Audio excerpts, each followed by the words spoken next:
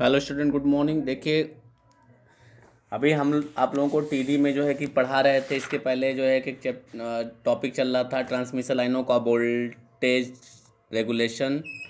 अभी हम स्टार्ट करेंगे। इसके पहले हमने आप लोगों को पढ़ा रखा था एक सिंगल लाइन डायग्राम जो होता है खींच करके, उसमें primary and secondary distribution, feeder distribution and service mains को प्रदर्शित करने के लिए एक लाइन डायग्राम खींचा था। इसके बाद हमने आप लोगों को बताया था कि power transmission efficiency of transmission line, यानी संचरण लाइन की शक्ति दक्षता क्या होती है। उसमें आपने देखा था परसेंटेज नीटा टी बराबर पी आर बटे पी एस इंटू 100। तो अब इसके बाद हमारा जो है अगला उसी चैप्टर का टॉपिक है ट्रांसमिशन लाइन का वोल्टता नियमन।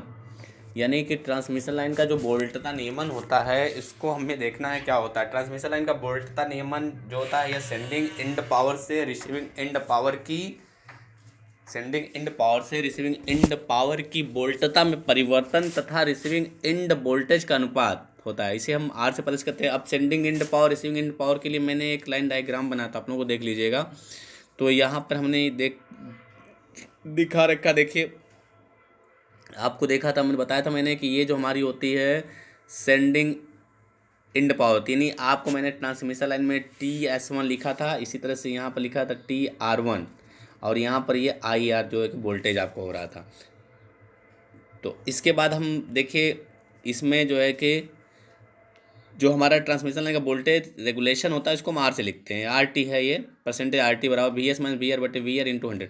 जो VS माइनस VR होता है, यही हमारा वोल्टेज ड्रॉप होता है। वोल्टेज ड्रॉप आप लोग समझ सकते हैं कैसे होगा। जैसे जितना हम वोल्टेज सेंड कर रहे हैं, हमें उतना वोल्टेज रिसीविंग में तो मिलेगा नहीं, क्योंकि ट्रांसमिशन लाइन बहुत लंबी लाइन हमारी लेकर जाते हैं हम, तो उसमें क्या होता है कि लॉसेस भी होता है। तो वो जो हमारी लॉसेस होता है, sending end minus receiving end voltage का जो अंतर होता है, वो हमारा लॉसेस हो जाता है, इसलिए इसको हम वोल्टेज ड्रॉप कहेंगे। इसके बाद देखिए एक क्वेश्चन आता है कि advantage of high voltage transmission line, यानी transmission line, high voltage transmission line के लाभ। या एक क्वेश्चन यही क्वेश्चन का इस तरह से घुमा कर पूछ जाता है कि हाई वोल्टेज पर ही ट्रांसमिशन लाइन को, मतलब लाइन को ट्रांसमिट क्यों किया जाता है। यानी हाई वोल्टेज पर ही लाइन को ट्रांसमिट क्यों किया जाता है। देखिए, हाई वोल्टेज लाइन को ट्रांसमिट करने के कई फ़ायदे हैं।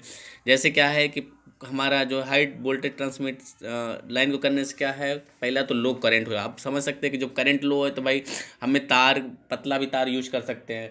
अब करंट कैसे लो होगा, आपने एक फार्मूला पढ़ा P बराबर VI cos फाई।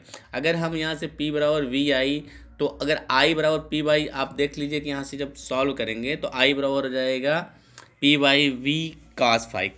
को अगर P cos फाई को अगर हम कांस्टेंट मान लें तो क्या हो जाएगा, I प्रोपोर्शनल 1/V। यानी कहने का मतलब कि हम वोल्टेज बढ़ाएंगे तो करंट का मान क्या हो जाएगा कम हो जाएगा, इसलिए। ठीक है, अब इसके बाद हम देखेंगे दूसरा नंबर इसका, यानी लो वोल्टेज ड्रॉप। तो इसमें एक आता है कि हाई वोल्टेज पर करने से क्या होगा कि इसमें जो है कि जो वोल्टेज ड्रॉप होगा वो लो होगा, लो वोल्टेज ड्रॉप होगा। यानी कि वोल्टेज ड्रॉप जो होगा लो। देखिए मैंने यहाँ दिखा रखा है आप लोग को, लो वोल्टेज ड्रॉप। जैसे उच्च वोल्टेज पर लो करंट के कारण संचार लाइन में वोल्टेज ड्रॉप IZ। अब वोल्टेज ड्रॉप IZ, अब यहाँ IZ क्यों होता है, क्योंकि आपने देखा है कि DC के लिए V बराबर, जो DC हमारा होता है, DC करंट होती है, DC के लिए V बराबर IR होता है। ठीक है, और AC के लिए क्या होता है, V बराबर IZ। और आप Z को जानते हैं कि Z हमारा क्या होता है। जेड के बारे में आप जो है कि BW में पढ़े होंगे। जेड हमारा होता है प्रतिबाधा होता है, जिसे हम इम्पीडेंस कहते हैं। जेड बराबर आपने पढ़ा हो कास फाई बराबर होता है आर बाई जेड, जेड बराबर होता है आर बाई कास फाई। तो आपने देखा था कि जो हमारा जेड होता है, और जेड का कई फार्मूला आता है। जेड का आपने एक फार्मूला और देखा होगा, अंडर आई स्क्वायर प्लस XL स्क्वायर। तो यहाँ पर प्रतिबाधा जो है हमारा जेड क्या है, प्रतिबाधा है। तो यहाँ से देखिए बेटर वोल्टेज रेगुलेशन, यानी हाई वोल्टेज पर लो वोल्टेज ड्रॉप के कारण, अगर हाई वोल्टेज ड्रॉप तो वोल्टेज ड्रॉप लो होगा, के कारण ट्रांसमिशन लाइन का वोल्टेज रेगुलेशन जो होता है श्रेष्ठ होता है। क्योंकि परसेंटेज वोल्टेज रेगुलेशन आपको दिखाया था मैंने, परसेंटेज R बराबर IZ बाई VR गुणे 100।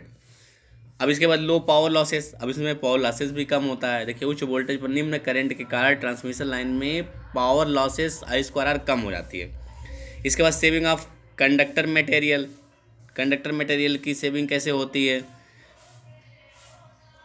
क्योंकि हमने बताया था कि अगर लो करंट है तो सीधी सी बात है कि हमें तार जो पतला लगाना पड़ेगा, तो उसमें कंडक्टर मटेरियल की सेविंग हो जाएगी। सेविंग ऑफ अदर मटेरियल, अब देखिए इसके अलावा अदर मटेरियल में क्या होता है, जब भाई हम कंडक्टर पतला ले जाएंगे तो उसमें क्रॉस आर्म हो गया, इंसुलेटर हो गया, सपोर्ट हो गया, फाउंडेशन हो गया, इसकी भी तो मटेरियल की बचत होगी, तो इसलिए सेविंग ऑफ अदर मटेरियल। इसी तरह से 7 नंबर देखिए है ओवरऑल इकोनॉमिकल। इस प्रकार के हाई वोल्टेज की ट्रांसमिशन लाइन में निम्न धारा होने का ओवरऑल इकोनॉमिकल साबित होता है। ओवरऑल इकोनॉमिकल का मतलब होता है जो आपकी हर तरफ से बचत।